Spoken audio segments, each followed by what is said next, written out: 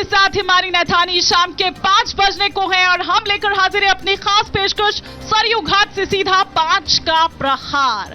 Countdown शुरू हो चुका है, वो शुभ घड़ी आ चुकी है और आज से अगर आप उंगली में गिनेंगे तो महज 6 दिन बाकी है प्राण प्रतिष्ठा के लिए। लेकिन उसको लेकर जो तमाम अनुष्ठान है वो शुरू हो चुके हैं आज से।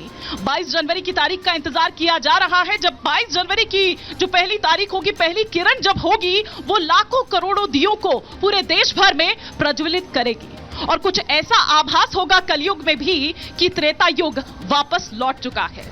और जितने भी तमाम भक्त हैं, लाखों करोड़ों, वो प्रभु श्री राम के पहले जो दिव्य दर्शन है वो अपने सामने कर पाएंगे, वो अपने सामने उनको निहार पाएंगे।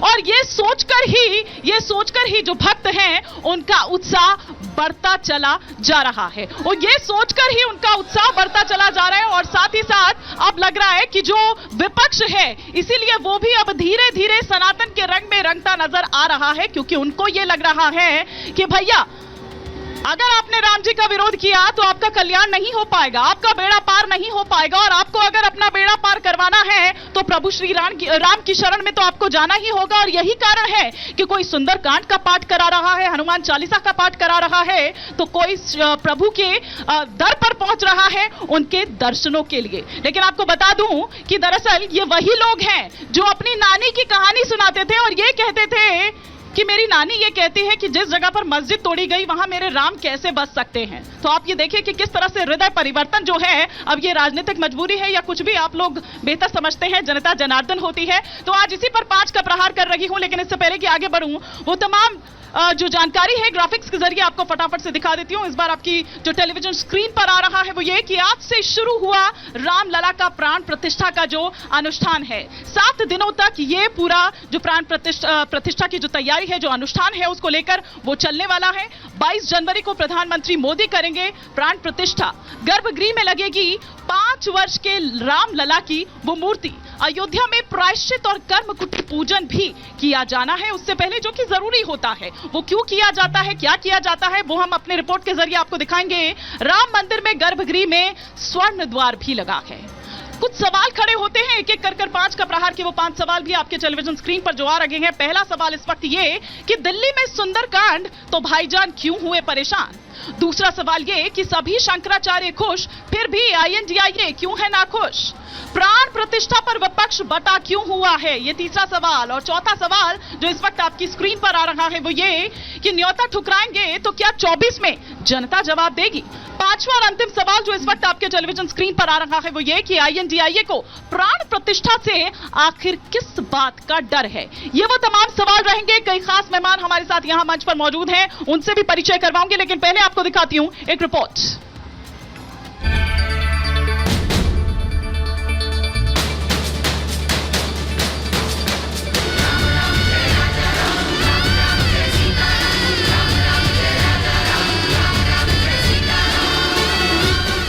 प्राण प्रतिष्ठा पूरी राम भक्तों की इच्छा।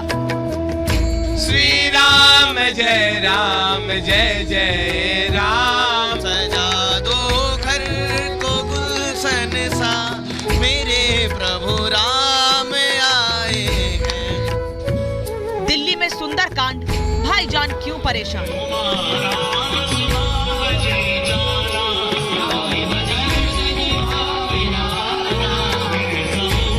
अयोध्या में प्रभु राम, दिल्ली में जय हनुमान।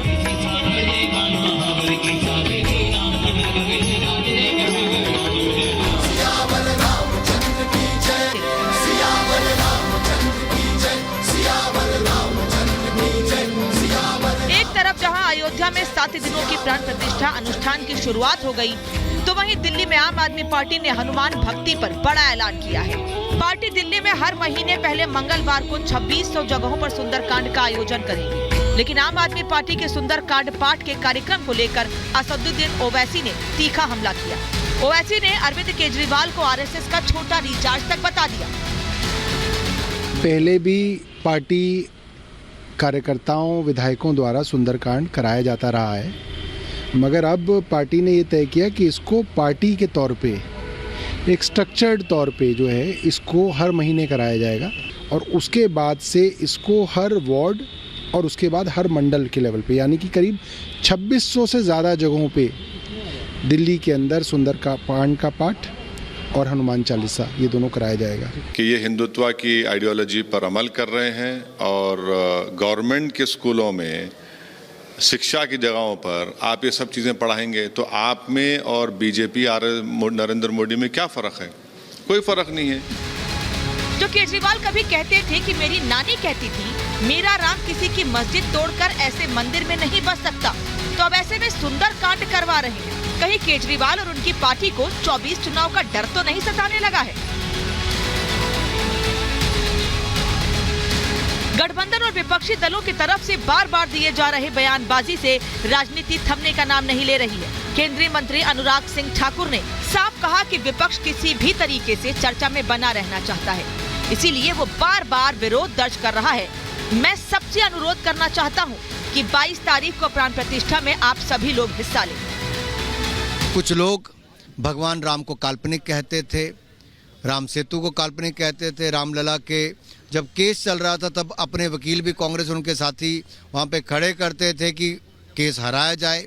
हम केस जीते, मुकदमा जीते रामलला, और अब भव्य राम मंदिर का निर्माण हुआ। तब वो कहते थे कि बीजेपी वाले कहते राम मंदिर बनाएंगे लेकिन तारीख नहीं बताएंगे। अब तो तारीख, स्थान, समय सब तय कर दिया है, निमंत्रण भी भिजवा दिया है, लेकिन ना आने के बहाने एक के बाद दूसरे ढूंढे जा रहे हैं। बार बार मंदिर और सनातन पर बयानबाजी से साधु संतों में भी रोष देखा जा सकता है। कांग्रेस ने राजनीतिक रंग देकर भगवान राम को, राम जन्मभूमि को काल्पनिक सिद्ध करने का प्रयास किया। इतने दिनों तक भगवान राम को टेंट में रखने का महापाप किया। इतने दिनों तक साधु संतों को, सनातन संस्कृति को मिटाने के लिए, विनष्ट करने के लिए महापाप किया कांग्रेस पार्टी ने। कल तक जो विपक्षी शंकराचार्यों के नहीं आने पर सवाल उठा रहे थे, ऐसे में आज उन्हें करारा जवाब मिला है। शंकराचार्य सदानंद सरस्वती का बयान सामने आया है। सदानंद सरस्वती ने कहा कि सभी शंकराचार्य खुश हैं, सभी शंकराचार्य राम भक्त हैं। तो हम प्रत्यक्ष बोल रहे वही सत्य है ना। बिना जानकारी के भी लोग हमारा मत व्यक्त कर देते हैं। जो हमारा मत नहीं होता उसे हमारा मत कहकर और व्यक्त कर दिया करते हैं। सुना आपने, कोई विरोध नहीं है, तो ऐसे में कई सवाल उठने लगे कि इंडी गठबंधन इतना परेशान क्यों है? कब इंडी गठबंधन शंकराचार्यों के नाम पर राजनीति बंद करेगा?